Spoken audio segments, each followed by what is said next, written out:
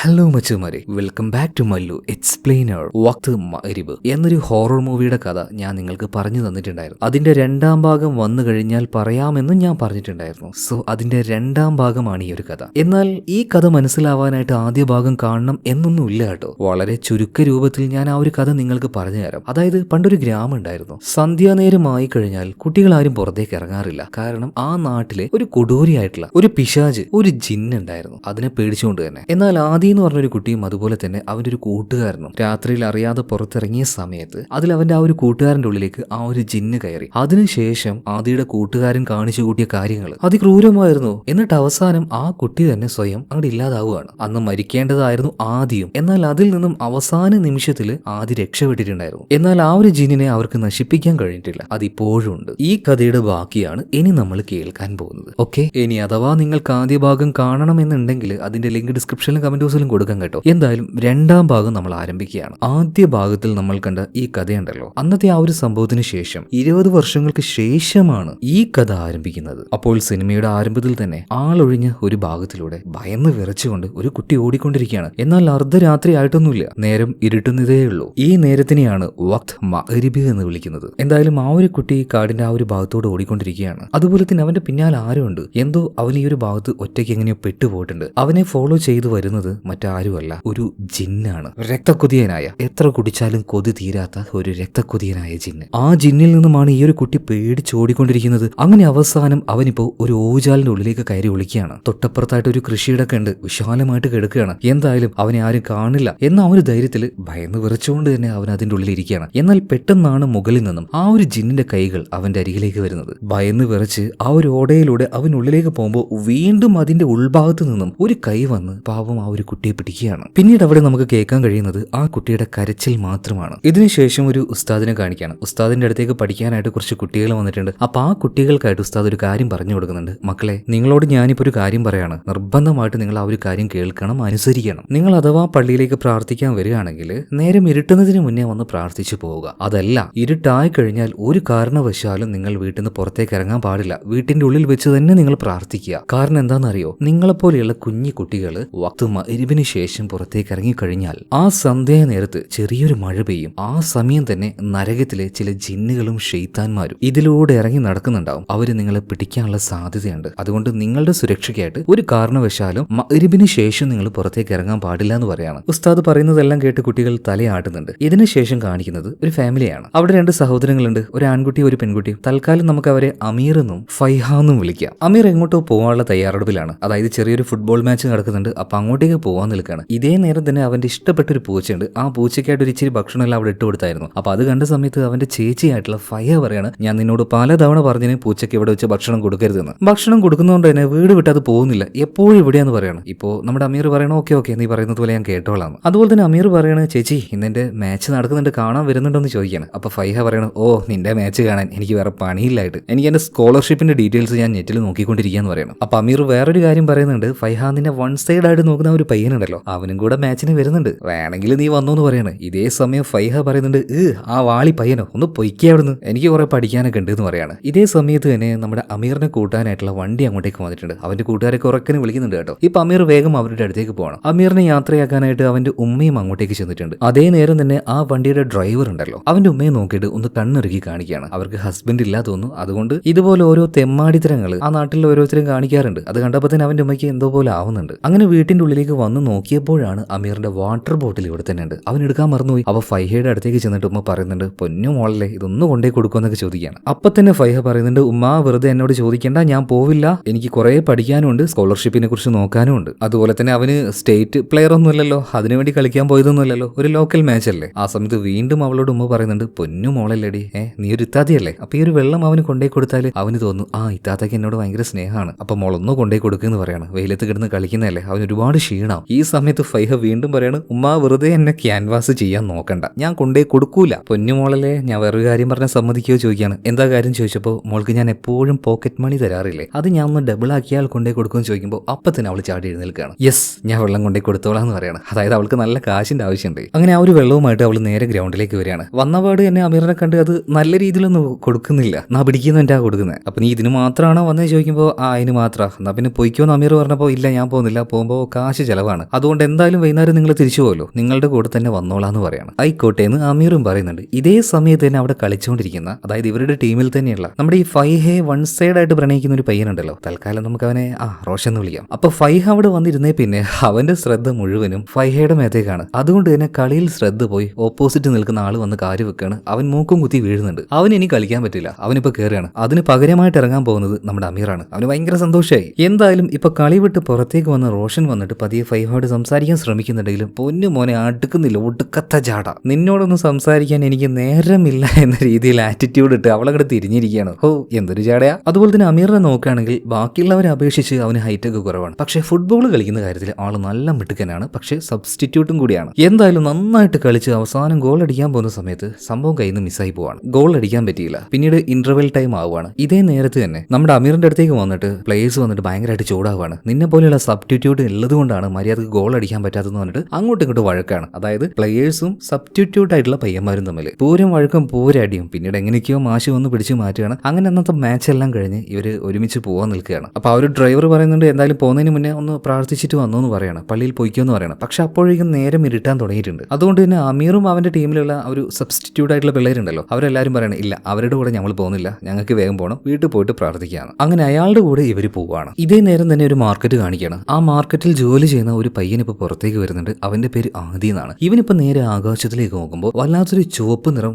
ആകാശം മുഴുവൻ അങ്ങനെ മൂടിക്കൊണ്ടിരിക്കുകയാണ്. അത് കണ്ടപ്പോൾ തന്നെ ആദിക്ക് മനസ്സിലായി സംതിങ് എന്തോ ഒന്ന് വരാനിരിക്കുന്നുണ്ടെന്ന്. അതുപോലെ തന്നെ ഈ ആദി ആരാണെന്ന് മനസ്സിലായോ? ഈ സിനിമയുടെ ഒന്നാം ഭാഗത്തിൽ ആ ഒരു ജിന്നിന്റെ കയ്യിൽ നിന്ന് രക്ഷപ്പെട്ട ഒരു കുട്ടിയുണ്ട്. അതായത് മരണത്തിന്റെ വക്കിൽ വരെ എത്തി, എന്നിട്ടാണ് അവൻ ജീവിതത്തിലേക്ക് തിരിച്ചു വന്നത്. ആദ്യ ഭാഗം കേട്ടവർക്ക് അത് മനസ്സിലാവും. എന്നാൽ ഈ കഥ മുന്നോട്ടേക്ക് പോകുമ്പോൾ മനസ്സിലാക്കാനായിട്ട് ആദ്യ ഭാഗം അങ്ങനെ പൂർണ്ണമായിട്ട് കേൾക്കണമെന്നൊന്നുമില്ല. എന്തായാലും അന്ന് രക്ഷപ്പെട്ട ആ ഒരു കുട്ടി ഇപ്പൊ വളർന്ന് വലുതായിട്ടുണ്ട്, ഒരു യുവാവാണ്. അപ്പൊ അവനിങ്ങനെ പുറത്തേക്ക് വന്ന് നോക്കുമ്പോൾ എന്തൊക്കെയോ ചില പ്രശ്നങ്ങൾ ഇവിടെ നടക്കാൻ പോകുന്നത് പോലെ അവനിക്ക് തോന്നുന്നുണ്ട്. അവൻ വിചാരിച്ചതുപോലെ തന്നെ നേരത്തെ ആ ഒരു ഫുട്ബോൾ മാച്ച് എല്ലാം കഴിഞ്ഞ് പിള്ളേര് ആ ഒരു ഡ്രൈവറുടെ കൂടെ പോകുന്നുണ്ടല്ലോ, അയാളുടെ കൂടെ മുന്നിലിരിക്കുന്നത് ഫൈഹ മാത്രമാണ്, ബാക്കിയുള്ള എല്ലാവരും പിന്നിലായിരിക്കുന്നത്. അപ്പൊ ആ ഒരു ഡ്രൈവർ ഫഹിയോട് പറയുന്നുണ്ട്, അല്ല നിന്റെ ബ്രദർ എത്ര നന്നായിട്ടല്ലേ കളിക്കുന്നത്, അവന് ഫൗള് ചെയ്തിട്ടാണ് ബാക്കിയുള്ള ആ ഒരു ടീമൊക്കെ ജയിച്ചത് തന്നെ. എന്തായാലും നിന്റെ അനിയൻ ഒരു പാവാണ്, അതുപോലെ തന്നെ നല്ലൊരു കളിക്കാരനെന്ന് പറയുമ്പോൾ ഇപ്പൊ ഫൈഹ പറയാണ് ഓ പിന്നെ അവന് ഭയങ്കര അഹങ്കാരമാണ്, വെറുതെ ആവശ്യമില്ലാത്ത എല്ലാ വള്ളിക്കെട്ട് കേസും പിടിച്ചിട്ട് വെറുതെ അടി ഉണ്ടാക്കുകയാണ്, അടി ഉണ്ടാവുന്നുണ്ടെങ്കിൽ അതിന് കാരണക്കാരൻ അവൻ തന്നെയാന്ന് പറയണം. ഈ സമയത്ത് ഡ്രൈവർ ചോദിക്കുന്നുണ്ട്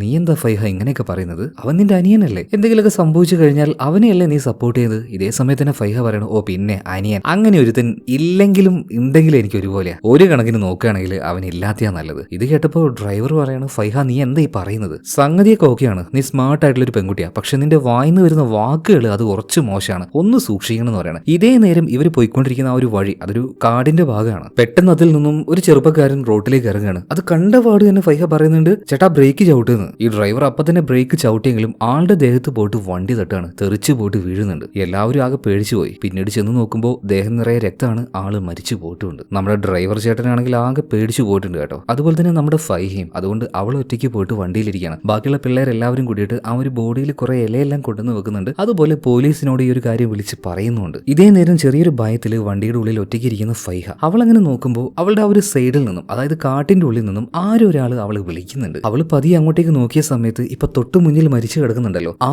ആളാണ് അവളെ കാട്ടിന്റെ ഉള്ളിലേക്ക് വിളിക്കുന്നത്. എന്നാൽ അത് കണ്ട് പേടിക്കുകയോ അല്ലെങ്കിൽ ഞെട്ടുകയോ ഒന്നും ചെയ്യാതെ അയാളുടെ പിന്നാലെ പതിയെ അവളങ്ങ് പോവുകയാണ്. ഇതേ നേരം തന്നെ അമീറിന് എന്തോ ഒരു സംശയം തോന്നി. അവൻ വേഗം വണ്ടിയിലേക്ക് നോക്കുകയാണ്. വണ്ടിയിലേക്ക് നോക്കിയപ്പോ ഫൈഹ അതിന്റെ ഉള്ളിൽ ഉണ്ടായിരുന്നില്ല. എല്ലാവരും വേഗം അങ്ങോട്ടേക്ക് വരികയാണ്. ഫൈഹയെ വിളിക്കുന്നുണ്ട്, പക്ഷെ വിളി കേൾക്കുന്നില്ല. ഇപ്പൊ ഫൈഹയെ നോക്കുകയാണെങ്കിൽ അവൾ ആ ഒരു മരിച്ചുപോയ ആളുണ്ടല്ലോ, അയാളുടെ ആ ഒരു ആത്മാവ്, ആ ആത്മാവിന്റെ പിന്നാലെ തന്നെ പതിയെ പതിയെ കാട്ടിന്റെ ഉള്ളിലേക്ക് നടന്നു പോയിക്കൊണ്ടിരിക്കുകയാണ്. സത്യം പറയുകയാണെങ്കിൽ അവൾക്ക് സ്വബോധം നഷ്ടമായിരിക്കുകയാണ്. കുറച്ചുള്ളിലേക്ക് കാടിന്റെ ഉൾഭാഗത്തേക്ക് പോയി കഴിഞ്ഞപ്പോൾ അവളുടെ മുന്നിലുണ്ടായിരുന്ന ആ ആളെ ഇപ്പൊ കാണാനില്ല. അതുപോലെ തന്നെ ഈ സമയത്താണ് ഫൈഹയ്ക്ക് അവളുടെ സ്വബോധം തിരിച്ചു കിട്ടുന്നത്. ബോധം വന്ന പാട് തന്നെ ആദ്യം എന്താ ചിന്തിക്കുക, അത് തന്നെ ഞാൻ എങ്ങനെ എവിടെ എത്തി, അവൾക്കൊന്നും മനസ്സിലാവുന്നില്ല. ചുറ്റും നോക്കുന്നുണ്ട്, കൂടെ വന്ന ആരെയും കാണാനില്ല. അതുപോലെ തന്നെ വല്ലാത്തൊരു കാടും. അവൾക്ക് ആകെ പേടിയാവുന്നുണ്ട്. ഇതിന്റെ ഏത് ഭാഗത്തേക്ക് പോകണമെന്ന് പോലും അവൾക്ക് മനസ്സിലാവുന്നില്ല. ഈ നേരത്ത് അവളുടെ പിന്നിൽ പ്രായമായിട്ടുള്ള വൃദ്ധയായിട്ടുള്ള ഒരു സ്ത്രീയെ കാണുന്നുണ്ട്. എന്നാൽ ഒരു കാര്യം മനസ്സിലാക്കണം, അതാണ് ആ ജിന്ന്. കുട്ടികളുടെ രക്തം എത്ര കുടിച്ചാലും മതിയാവാത്ത ഒരു രക്തരക്ഷസായിട്ടുള്ള ജിന്ന്. പെട്ടെന്ന് ആ ജിന്ന് അവളുടെ ഉള്ളിലേക്ക് കയറുകയാണ്. അത് കയറി കഴിഞ്ഞ ഉടനെ തന്നെ ഫഹയുടെ ബോധം പൂർണ്ണമായിട്ടും നഷ്ടമായി. അവളുടെ കണ്ണുകളിൽ വെള്ളം നിറം കയറി. അതുപോലെ തന്നെ അവളുടെ ശരീരം മുകളിലേക്കൊന്ന് പൊന്തി വളഞ്ഞു നിൽക്കുകയാണ്. പൂർണ്ണമായിട്ടും അവളുടെ ശരീരത്തിന്റെ ഉള്ളിലേക്ക് ആ ജിന്ന് കയറി കഴിഞ്ഞു. ഇതേ നേരം ഫഹയെ തേടിക്കൊണ്ട് തന്നെ കാട്ടിന്റെ ഉള്ളിലേക്ക് അമീറും അവന്റെ കൂട്ടുകാരും വന്നിട്ടുണ്ട്. ഇരട്ടിക്കൊണ്ടിരിക്കുകയാണ്. അതുകൊണ്ട് തന്നെ ചുറ്റുള്ള കാര്യങ്ങൾ അത്ര വ്യക്തമായിട്ട് കാണാൻ കഴിയുന്നില്ല. ചെയ്യുന്നില്ല. അപ്പൊ കയ്യിലുണ്ടായിരുന്ന ഫോൺ എടുത്ത് ഫ്ലാഷിന്റെ ലൈറ്റ് അടിച്ചുകൊണ്ട് ഇവർ കാടിനുള്ളിൽ തപ്പിക്കൊണ്ടിരിക്കുകയാണ്. എന്നാൽ എല്ലാവരും ഒരേ ഭാഗത്തേക്ക് പോയി അവളെ കണ്ടുപിടിക്കാൻ പാടാന്ന് മനസ്സിലായതുകൊണ്ട് 7 പേരുണ്ട്. അവർ 7 പേരും 7 വഴിക്ക് പോവുകയാണ്. അപ്പൊ ആ കൂട്ടത്തിലുണ്ടായിരുന്ന ഒരു പയ്യൻ ഇപ്പോൾ കാടിന്റെ ഒരു ഭാഗത്തേക്ക് ഫൈഹയെ നോക്കിക്കൊണ്ട് പോവുകയാണ്. അപ്പൊ അവള് വിളിച്ചുകൊണ്ട് പോകുന്ന സമയത്ത് ഒരു ഭാഗത്തായിട്ട് നല്ല വെള്ള മുടിയൊക്കെ ഉള്ള ഒരു വൃദ്ധയെ കാണുകയാണ്. ഇപ്പൊ അവരുടെ അടുത്തേക്ക് ഈ പയ്യൻ പോകുന്നുണ്ട്. അതായത് ഇങ്ങനെ ഒരു പെൺകുട്ടിയെ കണ്ടോ എന്ന് ചോദിച്ചിട്ട്. പിന്നീട് ആ ഒരു പയ്യൻ എന്ത് സംഭവിക്കും എന്ന് ഞാൻ പറയണ്ടല്ലോ, ആ ജിന്ന് അവനെ പിടിക്കുകയാണ്. അതുപോലെ തന്നെ നമ്മുടെ അമീർ അവനിപ്പോ ഫൈഹയെ വിളിച്ചുകൊണ്ട് തന്നെ കാട്ടിന്റെ ഉള്ളിലേക്ക് അങ്ങനെ പോയിക്കൊണ്ടിരിക്കുകയാണ്. അങ്ങനെ അമീർ നോക്കുമ്പോൾ ഒരു മരത്തിന്റെ ചോട്ടിൽ നിന്നും കരഞ്ഞുകൊണ്ടിരിക്കുന്ന ഫൈഹയെ കാണുകയാണ്. ഫൈഹ നിനക്ക് എന്താ പറ്റിയ, നീ എന്തിനാ കരയുന്നതെന്ന് ചോദിച്ച് അവളുടെ അടുത്തേക്ക് വന്നപ്പോൾ പെട്ടെന്ന് അവളെ കാണാനില്ല. എന്നാൽ അതേ നേരം അവന്റെ പിന്നിലൂടെ വന്ന ഫൈഹ ഒരു വല്ലാത്ത ചിരിയും ചിരിച്ച് ഒരു കല്ലെടുത്ത് അവൻ അടിക്കാൻ നോക്കുകയാണ്. എന്നാൽ അതേ നേരം അങ്ങോട്ടേക്ക് വന്ന ഒരു ഡ്രൈവർ ചേട്ടനുണ്ടല്ലോ, അയാൾ വന്ന് ഇപ്പോൾ അമീറിനെ രക്ഷപ്പെടുത്തുന്നുണ്ട്. എന്നാൽ അതേ സമയത്തിന് ഫൈഹയുടെ ബോധം നഷ്ടമാവാണ്. എന്തായാലും ഇങ്ങനെ ഒരു ആക്സിഡന്റ് സംഭവിച്ചു, ഒരാൾ മരിച്ചു എന്ന കാരണപ്പോൾ പോലീസുകാർ അങ്ങോട്ടേക്ക് എത്തുന്നുണ്ട്. അതുപോലെ ഒരുപാട് നാട്ടുകാരും അങ്ങോട്ടേക്ക് കൂടുന്നുണ്ട്. അതിന് വേറൊരു കാരണമുണ്ട്. അതെന്താണെന്നറിയോ? അതായത് ഫൈഹയെ തേടിക്കൊണ്ട് ഈ കാട്ടിലേക്ക് അമീറിന്റെ കൂടെ പോയ അവന്റെ കൂട്ടുകാര് അവരാരെയും ഇപ്പൊ കാണാനില്ല. അങ്ങനെ ആ കാണാതായ കുട്ടികളുടെ പാരന്റ്സ്, അവരുടെ ബന്ധുക്കൾ എല്ലാവരും ഇങ്ങോട്ടേക്ക് ഓടിയെത്തിയിരിക്കുകയാണ്. അങ്ങനെ എല്ലാവരും കൂടെ ആ രാത്രിയിൽ തന്നെ ആ കാട് മുഴുവൻ അരിച്ച് പെറുക്കാൻ തുടങ്ങി. മാത്രമല്ല അങ്ങോട്ടേക്ക് എത്തിയ പോലീസുകാർ വേഗം തന്നെ അമീറിനെയും ഫൈഹയും അവരുടെ വീട്ടിലേക്ക് ആക്കി കൊടുക്കുകയാണ്. ആ നേരത്തെല്ലാം ഫൈഹ ഒന്നും സംസാരിക്കുന്നില്ല. അവൾക്ക് ബോധം വന്നതിന് ശേഷം വളരെ സൈലന്റ് ആണ്. അപ്പൊ അവളെ വീട്ടിലാക്കി കൊടുത്തതിന് ശേഷം ഫൈഹയുടെ ഉമ്മയോട് പോലീസുകാർ പറയുന്നുണ്ട്, മോൾക്ക് എന്തോ ഒരു ഷോക്ക് വന്നിട്ടുണ്ട്, അധികം അവളോട് ഇപ്പൊ തന്നെ കാര്യങ്ങൾ ചോദിച്ച് ബുദ്ധിമുട്ടിക്കാൻ നിൽക്കണ്ട, എന്തെങ്കിലും ആവശ്യമുണ്ടെങ്കിൽ ഞങ്ങളെ വിളിച്ചാൽ മതി എന്ന് പറഞ്ഞിട്ട് എല്ലാവരും അവിടെ നിന്ന് പോവാണ്. എന്നാൽ എല്ലാവരും പോയി കഴിഞ്ഞപ്പോൾ തന്നെ ഉമ്മ പോയിട്ട് ഫൈഹയോട് ചോദിക്കുന്നുണ്ട്, മോൾക്ക് എന്താ പറ്റിയത്, എന്തെങ്ങനെ മിണ്ടാതിരിക്കുന്നത്, മോൾ എന്താ ഒരു കാട്ടിൽ കണ്ടത്? എന്നാൽ ഫൈഹ അതിനൊന്നും മറുപടി പറയുന്നില്ല. ഈ സമയത്ത് അവളുടെ ഉമ്മ പറയണം, മോൾ എന്തായാലും ഇവിടെ ഇരിക്കുക, ഞാൻ കുറച്ച് ഭക്ഷണം ഉണ്ടാക്കട്ടെ. ഇവർ ഈ സംസാരിക്കുന്ന കാര്യമെല്ലാം അവിടെ നിന്നുകൊണ്ട് തന്നെ അമീറും കാണുന്നുണ്ട് കേട്ടോ. ഇതിനുശേഷം കാണിക്കുന്നത് ആ ആക്സിഡന്റ് നടന്ന സ്ഥലം ഉണ്ടല്ലോ, കാടിന്റെ ആ ഒരു ഭാഗം, അവിടെയാണ്. അവിടെ ഒരുപാട് പോലീസുകാരുണ്ട്, നാട്ടുകാരുണ്ട്. എന്തായാലും ഭയങ്കരമായിട്ടുള്ള ബഹളം കാര്യങ്ങളൊക്കെയാണ്. ഈ സമയത്താണ് അങ്ങോട്ടേക്ക് നമ്മുടെ കഥാനായകനായിട്ടുള്ള ആദി വരുന്നത്. നമ്മൾ നേരത്തെ കണ്ടില്ലേ, ആ ചെറുപ്പക്കാരൻ തന്നെ. അപ്പൊ അവിടെ ഒരു അപകടം നടന്നു എന്ന് ആദിക്ക് മനസ്സിലായി. അതുപോലെ തന്നെ 2-3 ആൾക്കാർ അവിടെ നിന്ന് കരയുന്നുണ്ട്. അത് അവരുടെ ബന്ധുക്കളാണോ എന്ന് അന്വേഷിച്ചപ്പോൾ അല്ല, വേറൊരു സംഭവം കൂടെ ഇവിടെ നടന്നിട്ടുണ്ട് എന്ന് അപ്പോഴാണ് ആദ്യം അറിയുന്നത്. അതായത് ഈ അപകടം നടന്ന വണ്ടിയിൽ 7ഓളം കുട്ടികളുണ്ടായിരുന്നു. അതിലൊരു പെൺകുട്ടിയുണ്ട്. അവളെ കാണാതായപ്പോൾ അവളെ തേടിക്കൊണ്ട് കുറച്ച് കുട്ടികൾ ഉള്ളിലേക്ക് പോയി. അങ്ങനെ കാട്ടിലേക്ക് പോയ 6 കുട്ടികളെ കാണാതായിട്ടുണ്ട്. ഇപ്പോഴും അവരെ കിട്ടിയിട്ടില്ല. സോ അവരുടെ ആ ഒരു മാതാപിതാക്കൾ അവിടെ ഇരുന്ന് കരഞ്ഞുകൊണ്ടിരിക്കുന്നത്. അതുപോലെ ഈ ആക്സിഡന്റിൽ ഒരു പയ്യൻ മരിച്ചു കിടക്കുന്നുണ്ടല്ലോ, അതിന്റെ അടുത്തേക്ക് ഇപ്പോൾ ഈ ആദി ചെല്ലുന്നുണ്ട്. അവന്റെ കഴുത്തിൽ ഒരു പാട് കാണുന്നുണ്ട്. അത് കണ്ട പാട് തന്നെ ആദി ചെറുതായിട്ടൊന്ന് ഞെട്ടുകയാണ്. പിന്നീട് നേരെ അവന്റെ വണ്ടിയിലേക്ക് വരുന്നുണ്ട്. അവന്റെ കയ്യിലുണ്ടായിരുന്ന ഒരു ഫോട്ടോ എടുക്കുകയാണ്. ആ ഫോട്ടോയിലുള്ള ആ ഒരു കുട്ടിയുടെ കഴുത്തിലും ഇതുപോലൊരു പാടുണ്ട്. അതായത് ആ മരിച്ചു കിടക്കുന്നത് ഈ ഫോട്ടോയിൽ കണ്ട ഈ പയ്യൻ തന്നെയാണ്. ഈ ഫോട്ടോയുടെ പിന്നിലും മറ്റൊരു കഥയുണ്ട്. അതായത് ചെറിയ പ്രായത്തിൽ ഈ ആദി ആ ഒരു ജിന്നിന്റെ കയ്യിൽ നിന്നും തലനാരിഴക്കി രക്ഷപ്പെട്ടതാണല്ലോ. അതുകൊണ്ട് എനിക്ക് എന്താണ് ആ ജിന്ന്, അതിന്റെ കെണിയിൽ പെട്ടുപോയ വേറെ ഏതെങ്കിലും കുട്ടികളുണ്ടോ എന്ന് കണ്ടിന്യൂസ് ആയിട്ട് അവൻ അങ്ങനെ അന്വേഷിച്ചായിരുന്നു. ആ സമയത്താണ് ആദി ഒരു അച്ഛന്റെയും അമ്മയുടെ അടുത്തേക്ക് എത്തുന്നത്. അതായത് അവരുടെ കുഞ്ഞിനെ കുറച്ച് വർഷങ്ങൾക്ക് മുന്നേ കാണാതായിട്ടുണ്ട്. അപ്പൊ അതന്വേഷിച്ച് ആദ്യം അങ്ങോട്ടേക്ക് എത്തിയപ്പോഴാണ് കാര്യങ്ങളൊക്കെ അറിയുന്നത്. അതായത് പ്രാർത്ഥനയ്ക്കായിട്ട് പോയതാണ് അവരുടെ മകന്. എന്നാൽ പോയ മകൻ കാടിന്റെ ഏതോ ഒരു ഭാഗത്ത് വെച്ച് കാണാതായി. ഇതുവരെയായിട്ട് തിരിച്ചു വന്നിട്ടുമില്ല. വർഷങ്ങൾ ഒരുപാട് ആയതുകൊണ്ട് തന്നെ തന്റെ മകൻ തിരിച്ചു വരില്ല എന്ന് ആ ഒരു അച്ഛൻ മനസ്സിലാക്കി. പക്ഷെ അമ്മയുടെ അവസ്ഥയാണെങ്കിൽ വളരെ മോശമാണ്, മാനസികമായിട്ട് തകർന്നു. മോൻ ഇപ്പൊ വരും എന്നുള്ള ഒരു പ്രതീക്ഷയിലാണ് അവരിപ്പോഴും. എന്തായാലും കാണാതായ ആ ഒരു കുട്ടിയുടെ ഫോട്ടോ നമ്മുടെ ആദ്യം ഒന്ന് മേടിച്ചു വെച്ചായിരുന്നു. അതേ ഫോട്ടോയാണ് ഇപ്പൊ ആദിയുടെ കയ്യിലുള്ളത്. അതായത് ഇപ്പൊ ആക്സിഡന്റ് ആയ സമയത്ത് ഒരാൾ മരിച്ചില്ലേ, ഒരു പയ്യൻ, ആ പയ്യൻ തന്നെയാണ് ഇത്. ഇതറിഞ്ഞ സമയത്ത് ആദിയുടെ ഉള്ളിൽ വല്ലാത്തൊരു വേദന തോന്നുകയാണ്. കാരണം ആ ഒരു ജിന്നിന്റെ കെണിയിൽപ്പെട്ട് ഇതുപോലെ എത്രയോ കുട്ടികൾ മരണപ്പെട്ടു പോയിട്ടുണ്ട്, കാണാതായിട്ടുണ്ട്. ഈ നേരത്താണ് ആദ്യ മറ്റൊരാൾ വിളിക്കുന്നത്. അവളുടെ പേര് ആയിഷ എന്നാണ്. ആദ്യ ഭാഗം കണ്ടവർക്ക് മനസ്സിലാവും ഈ ആയിഷ ആരാണെന്ന്. ആദ്യ പോലെ തന്നെ ആ ഒരു ജിന്നിന്റെ കയ്യിൽ പെട്ട് പിന്നീട് ഇതുപോലെ എന്താ പറയാ അവസാന നിമിഷത്തിൽ രക്ഷപ്പെട്ട ആളാണ് ആയിഷ. ഇപ്പൊ ആയിഷ ആദ്യം വിളിച്ചത് തന്നെ എന്തായി കാര്യങ്ങൾ ഇത് അന്വേഷിക്കാൻ വേണ്ടിയിട്ടാണ്. അപ്പൊ ആദ്യം പറയാണ്, ഏകദേശം ആ ഒരു ജിന്നിന്റെ അടുത്തേക്ക് ഞാൻ എത്താനായിട്ടുണ്ട്, അതിന് ഞാൻ പിടിക്കുമെന്ന് തന്നെ ആദ്യം പറയാണ്. ഈ സമയത്ത് ആയിഷ പറയുന്നുണ്ട്, ആദി നീ എന്തിനോടാ കളിക്കുന്നത്, ആരെ തേടിയാണ് നീ പോകുന്നത്, നിനക്ക് നന്നായിട്ട് അറിയാലോ ഇതൊന്നും നമ്മുടെ കയ്യിൽ ഒതുങ്ങുന്നതല്ല, അതൊരു മറ്റൊരു ശക്തിയാണ്. ആദി നീ ആദ്യം അത് മനസ്സിലാക്ക്, നീ അതിന് വിട്ടൊന്ന് വാ, നിന്റെ ജീവൻ പോകുന്നു പറയുന്ന സമയത്ത് ആദ്യം പറയാണ്, എന്റെ ജീവൻ പോയാലും എനിക്ക് കുഴപ്പമില്ല, ഞാൻ അവളെ തേടി കണ്ടുപിടിച്ചിരിക്കും. കാരണം ഇതിനിങ്ങനെ വിട്ടുകൊടുത്താല് അവൾ ഇനി എത്ര കുട്ടികളെ കൊന്നുകളയും, ഇനിയും എത്ര ആൾക്കാരുടെ ചോര ഇവിടെ വീഴും. അതുകൊണ്ട് ഈ പോരാട്ടത്തിൽ ഞാൻ മരിക്കുകയാണെങ്കിൽ എനിക്കൊരു കുഴപ്പമില്ല, മരണം വരെ ഞാൻ പോരാടും, അവളെ ഇല്ലാതാക്കിയിട്ടേ ഞാൻ അടങ്ങൂ എന്ന് ആദ്യം അവിടുന്ന് പ്രതിജ്ഞ എടുക്കുന്നുണ്ട്. അങ്ങനെ ആ ഒരു ദിവസം കഴിഞ്ഞു. മറ്റൊരു ദിവസം കാണിക്കുകയാണ്, നമ്മുടെ അമീറിനെ കാണിക്കുകയാണ്. അവൻ അവരുടെ കൂട്ടുകാരുടെ കൂടെ ലോക്കലായിട്ട് അവിടെ ഗ്രൗണ്ടും കാര്യങ്ങളൊക്കെ ഉണ്ടാവുമല്ലോ, അവിടുന്ന് ഫുട്ബോൾ കളിച്ചുകൊണ്ടിരിക്കുകയാണ്. അപ്പൊ ബാക്കിയുള്ള എല്ലാ പയ്യന്മാരെക്കാളും നന്നായിട്ട് കളിച്ച് അവസാനം അവനൊരു ഗോൾ അടിക്കുന്നുണ്ട്. ഇപ്പൊ ആ ഒരു സന്തോഷത്തിൽ അവൻ വെച്ചുണ്ടാക്കുന്ന സമയത്ത് ബാക്കിയുള്ള എല്ലാവരും ഭയങ്കര സൈലന്റ്. അവനിപ്പോ പെട്ടെന്ന് തിരിഞ്ഞു നോക്കുന്ന സമയത്ത് എല്ലാവരും മറുഭാഗത്തേക്ക് തിരിഞ്ഞു നിൽക്കുകയാണ്. അപ്പൊ അവര് വിളിച്ച സമയത്ത് അവർ അമീറിനെ നോക്കുകയാണ്. എന്നാൽ നോക്കിയത് അവരുടെ ശരീരം തിരിച്ചുകൊണ്ടായിരുന്നില്ല, അവരുടെ കഴുത്ത് തിരിച്ചിട്ടാണ്. ഈ ഒരു കാഴ്ച കണ്ട അമീർ ആകെ ഞെട്ടിപ്പോവാണ്. പെട്ടെന്ന് തന്നെ സ്വപ്നത്തിൽ നിന്നും അവൻ ചാടി എഴുന്നേൽക്കുന്നുണ്ട്. അവൻ കണ്ട ഒരു ദുസ്വപ്നമായിരുന്നു അത്. എന്നാൽ അപ്പൊ തന്നെ അവന്റെ ആ ഒരു പൂച്ചയുണ്ടല്ലോ, അവനെപ്പോഴും ഭക്ഷണം കൊടുക്കുന്ന അവന്റെ ഇഷ്ടപ്പെട്ട ആ ഒരു പൂച്ച, അതിന്റെ ഒരു വല്ലാത്ത ദയനീയമായ കരച്ചിൽ അവൻ കേൾക്കുകയാണ്. വേഗം വാതിൽ തുറന്ന് അവൻ പുറത്തേക്ക് ഇറങ്ങി നോക്കുന്ന സമയത്ത് അവന്റെ താത്തയുണ്ടല്ലോ ഫൈഹ,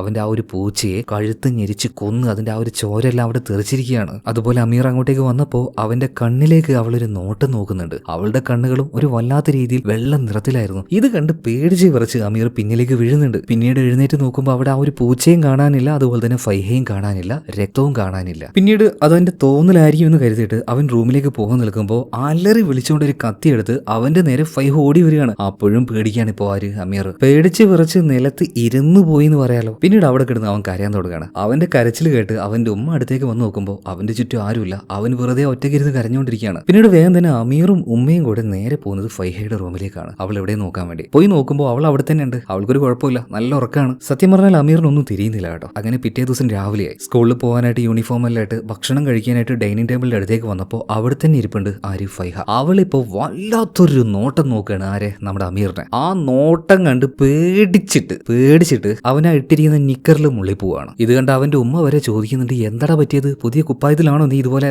മുള്ളുന്നത് എന്നൊക്കെ. എന്നാൽ ഒന്നും മിണ്ടാതെ അവൻ അവിടുന്ന് പോവാണ്. ഇതിനുശേഷം അവന്റെ ഉള്ളിൽ വല്ലാത്തൊരു പേടിയാണ്. ചേച്ചിയുടെ അടുത്തേക്ക് തന്നെ പോകാൻ പേടിയാ. എന്തായാലും പിറ്റേ ദിവസം സ്കൂളിലേക്ക് വന്ന സമയത്ത് എല്ലാ പിള്ളേരും അവനെ തന്നെ അങ്ങനെ നോക്കിക്കൊണ്ടിരിക്കുകയാണ്. കാരണം അമീറിന്റെ കൂടെയുള്ള 6 പേരെയാണ് കാണാതായിരിക്കുന്നത്. മാത്രമല്ല നല്ലൊരു അവസരം കിട്ടിയപ്പോൾ അവനുമായിട്ട് അടിയുണ്ടാക്കിയ അവന്റെ ടീമിലെ തന്നെ ആ ഒരു ബാക്കിയുള്ള പിള്ളേരുണ്ടല്ലോ, അവൻ ഒഴിഞ്ഞ ഭാഗത്തൊരു സ്ഥലത്തേക്ക് കൊണ്ടുപോയിട്ട് പറയണം, സത്യം പറയടാ ആ 6 പേരെ അവിടെ നീ അവരെന്താ ചെയ്തെന്നൊക്കെ പറഞ്ഞിട്ട് അവനിങ്ങനെ ഉപദ്രവിച്ചുകൊണ്ടിരിക്കുമ്പോൾ ആ സമയത്ത് അതിലൂടെ നമ്മുടെ ഫൈഹ നടന്നു പോകുന്നുണ്ട്. ഒരു വല്ലാത്ത ചിരിയും ചിരിച്ച് ഒരുമാതിരി എന്തോ ഒരു സൈക്കോയെ പോലെ. എന്നിട്ട് അവരൊക്കെ കേൾക്കാൻ പാകത്തിനൊരു കാര്യം പറയുന്നുണ്ട്, സമയമാകുമ്പോൾ നിങ്ങളൊക്കെ ഞാൻ കൊണ്ടുപോകും. ഇത് കേട്ട് ബാക്കിയുള്ള പയ്യന്മാർക്കൊന്നും മനസ്സിലാവുന്നില്ല. എന്നാൽ അത് കേൾക്കുമ്പോൾ അമീറിന്റെ ഉള്ളിൽ ഒരു പെടപ്പാണ്, ഒരു പേടിയാണ് തോന്നുന്നത്. ഇതേ നേരം തന്നെ ആ കുട്ടികളെ കാണാതായ കാട്ടില് അവരുടെ അച്ഛനമ്മമാര് അതുപോലെ തന്നെ നാട്ടുകാർ തെരഞ്ഞുകൊണ്ടിരിക്കുകയാണ്. ആ നേരത്താണ് എല്ലാവരെയും അത്ഭുതപ്പെടുത്തിയ ഒരു കാഴ്ച ഇവർ കാണുന്നത്. അതായത് അന്ന് രാത്രി നമ്മുടെ അമീറിന്റെ ഒരു പൂച്ചയെ ഫൈഹ കൊന്നായിരുന്നല്ലോ, അതുപോലെ ഒരു പൂച്ചയുടെ മൃതദേഹം ഇവിടെ കാണാനുണ്ട്, ചീഞ്ഞളിഞ്ഞിരിക്കുകയാണ്. എന്നാൽ അങ്ങനെ ഒരെണ്ണം കണ്ടിട്ടെല്ലാം നാട്ടുകാർ ഞെട്ടിത്തരിച്ച് നിൽക്കുന്നത്.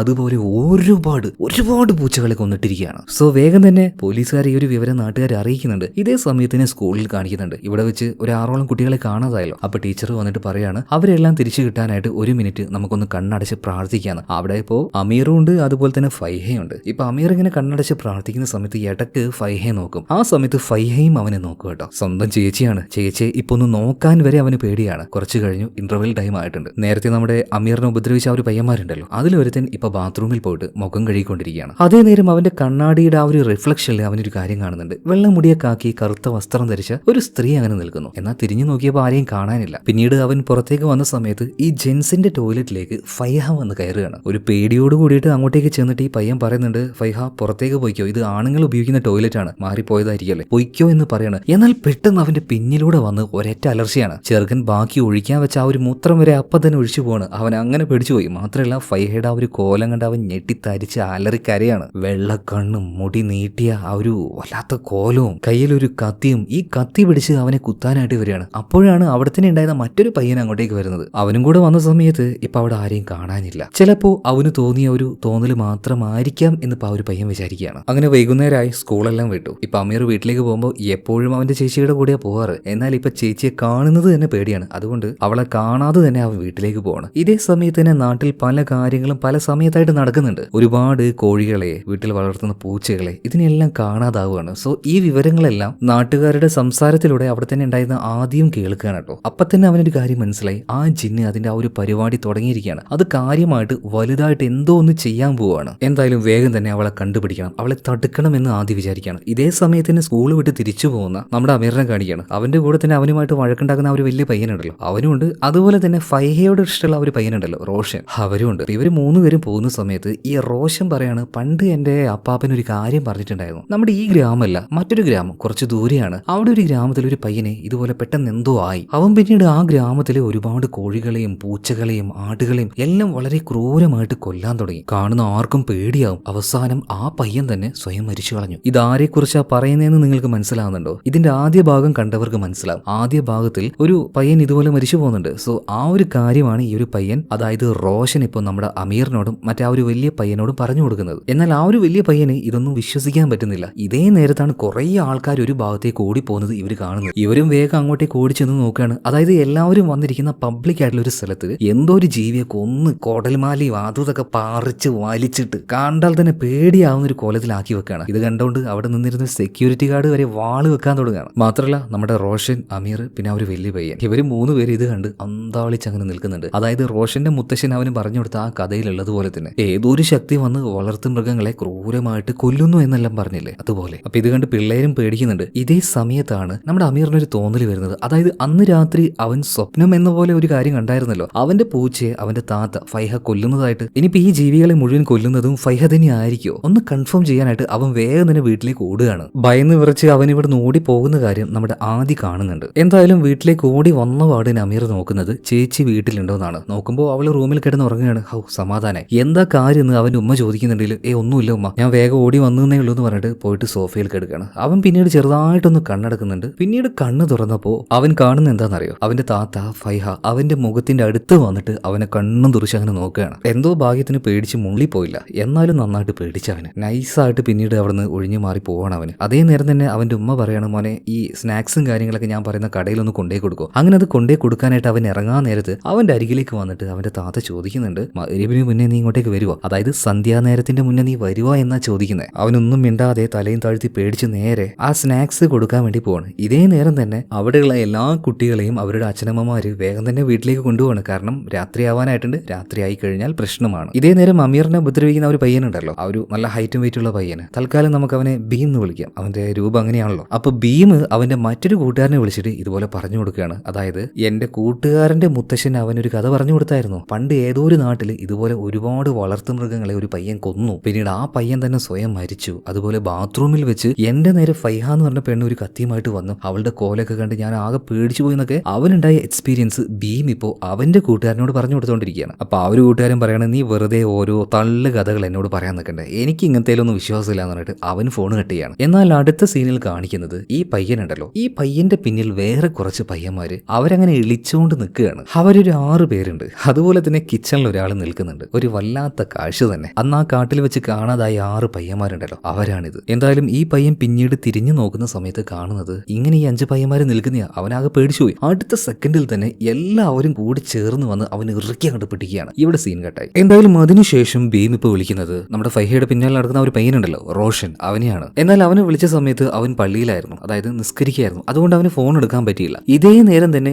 ഭീം ഈ ഒരു കാര്യം എല്ലാവരോടും പറയാൻ നിൽക്കുന്നത് കൊണ്ട് തന്നെ ആ ജിന്നിപ്പോ അവനെയും ടാർഗറ്റ് ചെയ്തിരിക്കുകയാണ്. ആ കാണാതായ 6 പിള്ളേര് ബാധകേറിയ പിള്ളേരാണ്, ജിന്നിന്റെ കൺട്രോളിലാണ് അവരിപ്പോ ഭീമിന്റെ അടുത്തേക്കും വരികയാണ്. അവന്റെ കയ്യിൽ നിന്നും ഇപ്പൊ ആ ഒരു ഫോണ് വീണ് പോകുന്നുണ്ട് കേട്ടോ. ഇതേ നേരം തന്നെ ആ പിള്ളേര് വന്ന് അവനെ അറ്റാക്ക് ചെയ്യാൻ തുടങ്ങി. ഈ സമയത്താണ് പള്ളിയിൽ പ്രാർത്ഥിച്ചുകൊണ്ടിരുന്ന നമ്മുടെ റോഷൻ നിസ്കാരം എല്ലാം കഴിഞ്ഞ് ഫോൺ അറ്റൻഡ് ചെയ്യുന്നത്. ഫോൺ അറ്റൻഡ് ചെയ്ത് നോക്കുമ്പോൾ ഭീമിന്റെ ശബ്ദമാണ് അവൻ കേൾക്കുന്നത്. അതായത് അവന്റെ ഭാഗത്തുനിന്ന് യാതൊരു മറുപടിയില്ല. അവൻ എന്തോ അപ്പൊ സംഭവിച്ചിട്ടുണ്ട്. വേഗം തന്നെ പള്ളിയിൽ നിന്ന് റോഷൻ പുറത്തേക്ക് ഇറങ്ങുകയാണ്. എന്ത് സംഭവിച്ചെന്ന് അറിയണല്ലോ. അങ്ങനെ പുറത്തേക്ക് ഇറങ്ങിയ സമയത്ത് നമ്മുടെ അമീർ അങ്കിളിന്റെ കൂടെ ബൈക്കിൽ പോകുന്നുണ്ടായിരുന്നു. അപ്പൊ ടെൻഷൻ അടിച്ച് നിൽക്കുന്ന റോഷനെ കണ്ടപ്പോൾ അമീർ എന്താ കാര്യം ചോദിച്ചപ്പോൾ റോഷൻ കാര്യങ്ങളൊക്കെ പറയുന്നുണ്ട്. അതായത് ഭീം എന്നെ വിളിച്ചു, പക്ഷേ അവനൊന്നും സംസാരിക്കുന്നില്ല. അവന്റെ വീട്ടിൽ വെച്ച് എന്തൊക്കെയോ ഒച്ചപ്പാടും ബഹളം കേൾക്കുന്നുണ്ട്. അപ്പത്തിന് അമീർ പറയണം, എന്നാ പിന്നെ നമുക്ക് എന്തായാലും വേഗം അങ്ങോട്ടേക്ക് ചെന്ന് നോക്കാന്ന്. അങ്ങനെ ഇവർ രണ്ടുപേരും നേരെ ഭീമിന്റെ വീട്ടിലേക്ക് പോവാണ്. എന്നാൽ അങ്ങോട്ടേക്ക് എത്തുന്നതിന് മുന്നേ ആയിട്ട് അന്ന് കാണാതായ ആ 6 പിള്ളേരുണ്ടല്ലോ, അവരുടെ ആ ഒരു രൂപവും കോലൊക്കെ ആകെ മാറിയിരിക്കുകയാണ് കേട്ടോ. ആ 6 പിള്ളേരും ഇവരുടെ മുന്നിൽ വന്ന് നിൽക്കുകയാണ്. എല്ലാവരുടെ കയ്യിൽ നല്ല മൂർച്ചയുള്ള അരിവാളുണ്ട്. അതായത് ആ പിള്ളേരുടെ അടുത്ത ലക്ഷ്യം എന്ന് പറയുന്നത് നമ്മുടെ അമീറും അതുപോലെ തന്നെ റോഷനുമാണ്. ഇത് കണ്ട പാട് തന്നെ അമീറും റോഷനും അവിടെ നിന്ന് ഓടി രക്ഷപ്പെടുകയാണ്.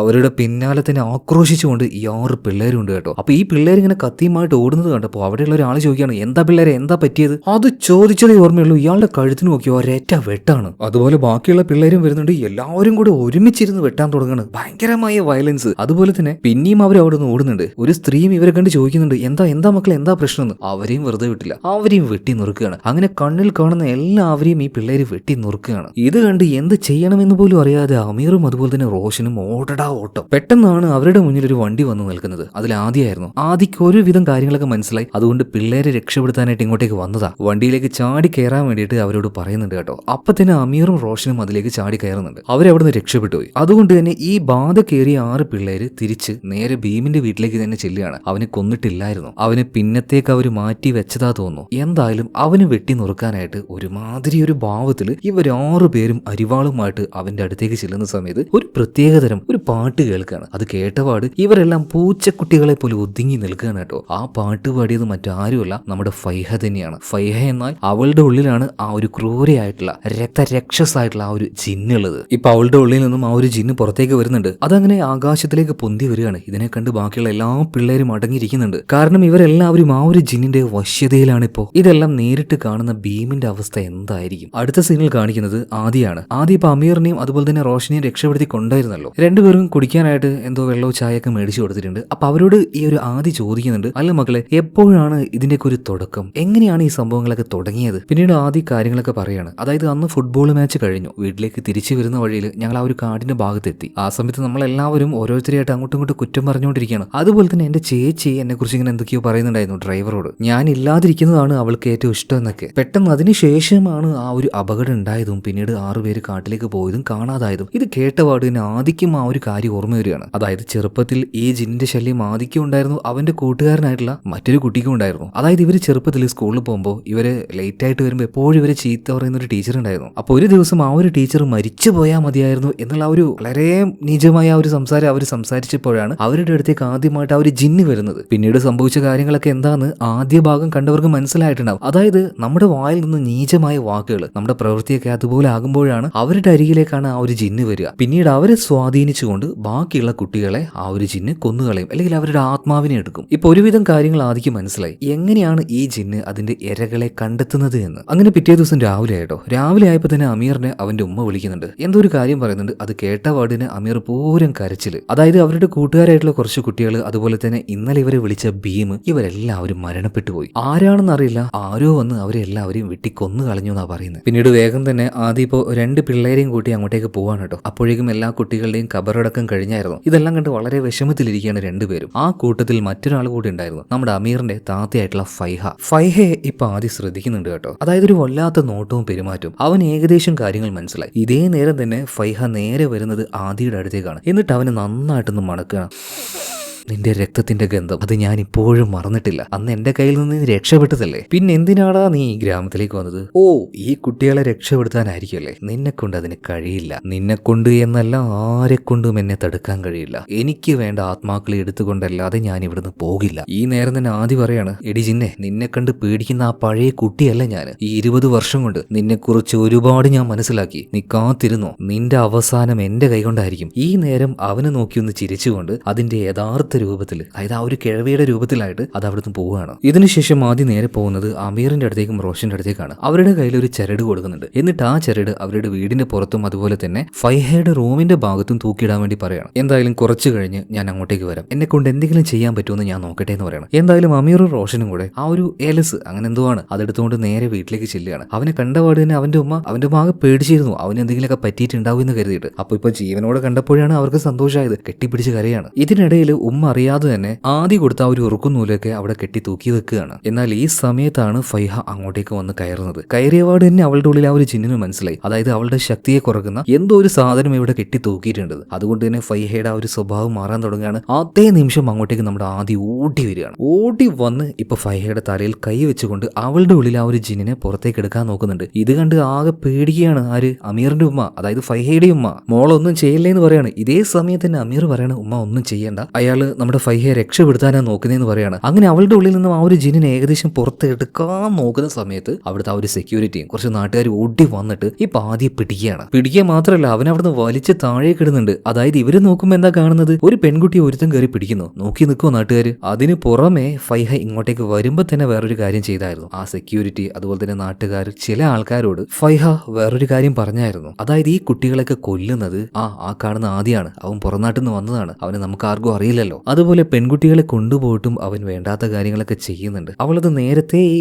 ആൾക്കാരോട് പറഞ്ഞു വെച്ചായിരുന്നു. സോ അത് മനസ്സിൽ വെച്ചാണ് ആൾക്കാർ ഇങ്ങോട്ടേക്ക് വന്നതും ഇപ്പൊ ആദ്യം പിടിച്ചു മാറ്റുന്നതും. ഇപ്പൊ ആദ്യം പരമാവധി പറയാൻ നോക്കുന്നുണ്ട്, ഇത് അവളുടെ ഒരു തന്ത്രമാണ്, അവളാണ് ജിന്ന്, അവളുടെ ഉള്ളിലാണ് ജിന്ന്. എന്നാൽ ഇതൊന്നും നാട്ടുകാർ കേൾക്കുന്നില്ല. ഇതേ സമയത്ത് ആദ്യം നോക്കി ഫൈഹ അങ്ങനെ ചിരിച്ചുകൊണ്ടിരിക്കുകയാണ്. അതുപോലെ തന്നെ ഫൈഹ പറയുന്നുണ്ട്, എന്റെ അനിയനും അതുപോലെ തന്നെ അവന്റെ കൂട്ടുകാരൻ ഈ റോഷനും രണ്ടുപേരും ഈ മന്ത്രവാദി ആദിയുടെ പിടിയിലാണ്, അവരെയും പിടിച്ചു കെട്ടിയെന്ന് ഫൈഹ പറയാണ്. ഇതേ നേരം തന്നെ എങ്ങനെയൊക്കെയോ ആദി ഈ ആൾ ആൾക്കാരെ കുടഞ്ഞ് മാറ്റി പോയിട്ട് ഫൈഹ അങ്ങ് പിടിക്കുകയാണ്. അവളുടെ കഴുത്തിന് പിടിച്ച് ഞെരിക്കാൻ നോക്കുന്നുണ്ട്. അപ്പോഴേക്കും നാട്ടുകാർ വന്ന് വീണ്ടും അവനെ വലിച്ച് താഴെ കിടുന്നുണ്ട്. ആ സമയത്ത് ആദ്യം പറയുന്നത് അമീറയെ റോഷ ഓടി രക്ഷപ്പെട്ടോ, ഇവിടെ നിൽക്കണ്ടെന്ന് പറയാണ്. കാരണം രണ്ടുപേരും അവിടെ നിന്ന് കഴിഞ്ഞാൽ ആ ജിന്നിന്റെ ട്രാപ്പിൽ ഇവർ പെട്ടുപോകും. മാത്രമല്ല ഈ ഒരു വിവരം നാട്ടുകാർ മുഴുവൻ അറിഞ്ഞിട്ടുണ്ട്. ഇവിടുത്തെ കുട്ടികളെ തട്ടിക്കൊണ്ടുപോകുന്നതും അവരെ വശീതയിലാക്കുന്നതും അവരെ മയക്കുന്ന ആ ഒരു മന്ത്രവാദി ആദ്യമാണെന്നാണ് ഇവരെല്ലാവരും വിശ്വസിക്കുന്നത്. അതുകൊണ്ട് പിള്ളേരെ വീട്ടിലാക്കിയിട്ട് എല്ലാ മാതാപിതാക്കളും പുറത്തേക്ക് വരികയാണ്. എല്ലാവരും കൂടെ ആദ്യം അടിച്ചൊരു പരുവാക്കിയിട്ട് ഒരു ഗോഡൌണിൽ കൊണ്ടുപോയിട്ട് കെട്ടിയിടുകയാണ് കേട്ടോ. ഇപ്പൊ ആ ഒരു സെക്യൂരിറ്റി ഗാർഡ് വന്നിട്ട് ചോദിക്കുന്നുണ്ട് എന്തിനാണ് നീ ഇതൊക്കെ ചെയ്യുന്നതെന്ന്. അതുപോലെ തന്നെ ആദ്യം അവന്റെ ഭാഗം പറയുന്നുണ്ടെങ്കിലും